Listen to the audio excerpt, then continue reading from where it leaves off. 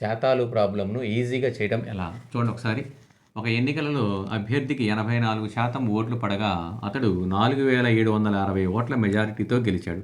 అయినా మొత్తం ఓట్ల సంఖ్య ఎంత? చూడండి.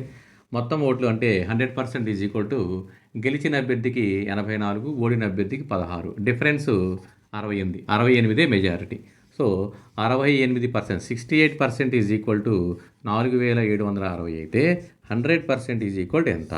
చూడండి ఇక్కడ 100 ఇంటూ 4760 డివైడెడ్ బై 68. దీంట్లో 4 టేబుల్ 4 1 4 4 7 28. ఓకే, 4 1 4 4 1 4 4 9 0. దీంట్లో 7 టైమ్స్ 0. సో మనకి మొత్తం ఓట్లు is equal to 7000. So answer is 7000. శాతాలు ప్రాబ్లంను ఈజీగా చేయడం ఎలా? చూడండి ఒకసారి ఇక్కడ. ఒక ఎన్నికలలో ఇద్దరు అభ్యర్థులు పాల్గొనగా 680 ఓట్లు చెల్లనివి. గెలిచిన అభ్యర్థికి 52% ఓట్లు పడగా అతని మెజారిటీ 980 ఓట్లు. అయినా మొత్తం పోలైన ఓట్ల సంఖ్య ఎంత? చూడండి, చెల్లని ఓట్లు. ఇక్కడేంటే చెల్లిన ఓట్లు 100% తీసుకుంటే దాంట్లో గెలిచిన అభ్యర్థి, ఓడిన అభ్యర్థి డిఫరెన్స్ 4%. 4% ఈజ్ ఈక్వల్ టు 980 అయితే 100% ఈజ్ ఈక్వల్ టు ఎంత? 100 ఇంటూ 980 డివైడెడ్ బై 4. చూడండి, 4 2 8, 4 4 16, 4 5 20. చూడండి, 24,500. ఏంటిది? చెల్లిన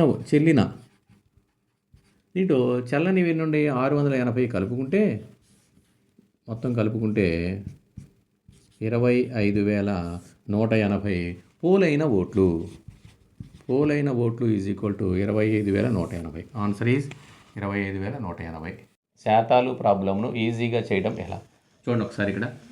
ఒక ఎన్నికలలో 8% ఓటర్లు ఓటు వేయలేదు. గెలిచిన అభ్యర్థి మొత్తం ఓట్లలో 48% ఓట్లు సాధించి అతనికి 1100 మెజారిటీ వచ్చిన మొత్తం ఓటర్ల సంఖ్య ఎంత? చూడండి, 100% ఓట్లు తీసుకుంటే దాంట్లో 8 ఓట్లు వేయలేదు, 92. 92లో 48% ఏమో గెలిచిన వ్యక్తికి అయితే ఓడిన వ్యక్తికి 44. ఓకే, ఇది ఓడిన వ్యక్తికి. సో డిఫరెన్స్ ఎంత? 4%.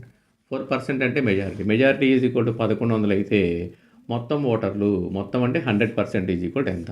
చూడండి, 100 ఇంటూ 1100 డివైడెడ్ బై 4. 4 ఏకం 275. సో 27,500. సో మొత్తం ఓటర్లు ఈజ్ ఈక్వల్ టు 27,500. శాతాలు ప్రాబ్లం చూడండి ఒకసారి. ఒక ఎన్నికలలో 75% ఓటర్లు ఓటు వేయగా 2% ఓట్లు పనికి రాకుండా రద్దు అయ్యాయి.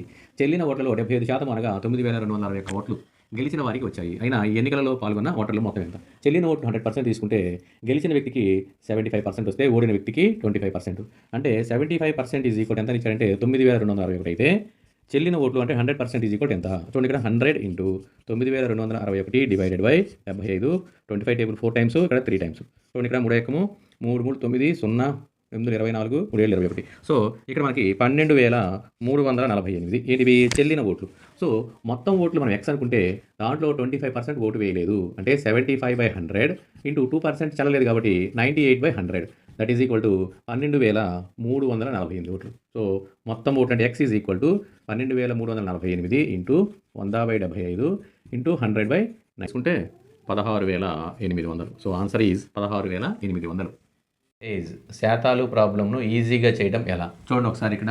ఒక పరీక్షలో ఏకు బి కంటే 20% మార్కులు తక్కువ, బికు సి కంటే 30% తక్కువ వచ్చాయి. ఏకు 112 మార్కులు వచ్చినచో సికు ఎన్ని మార్కులు వచ్చాయి? చూడండి, A/B కూడా వస్తే మనకి ఎంత వస్తుంది? ఇక్కడ 28:35. B/C చేస్తే ఇలా వస్తుంది. కాబట్టి మనకు కావాల్సింది ఏంటి ఇప్పుడు? A/B/C is equal to 28:35:50.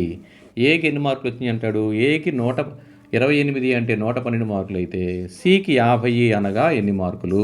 చూడండి, 50 ఇంటూ 112 డివైడెడ్ బై 28. ఓకే, 4 ఏకం 4 7 28, 4 2 4 8 32, 7 ఏకం 7 4. So 200 marks. మనకి సికి వచ్చిన మార్కులు 200.